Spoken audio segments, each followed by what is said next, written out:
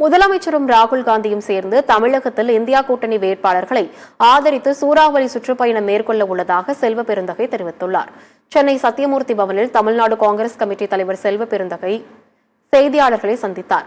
அப்போது பேசிய அவர், இந்தியாவில் உள்ள செல்வத்தில் 60% சொத்துக்கள் 5% பேர் வைத்திருப்பதாகவும் புள்ளி விவரம் தெரிவித்து பிரதமர் மோடி பதில் சொல்ல வேண்டும் என்று கூறினார்.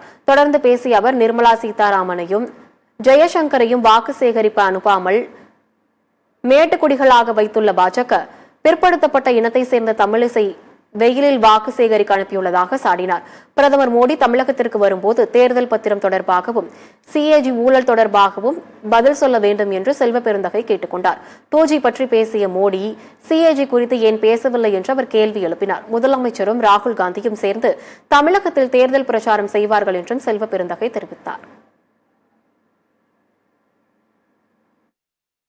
60 விழுக்காடு சொத்துக்களை, இந்த தேசத்துடைய சொத்துக்களை, வருமானத்தை 5% உள்ள செல்வந்தர்களுக்கு எப்படி வந்தது?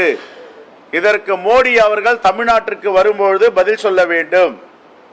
ஆனால் ஓபிசி SC ST பிரதிநிதி தத்துவத்தை மேம்படுத்த எதையும் 10 ஆண்டுகளாக மோடி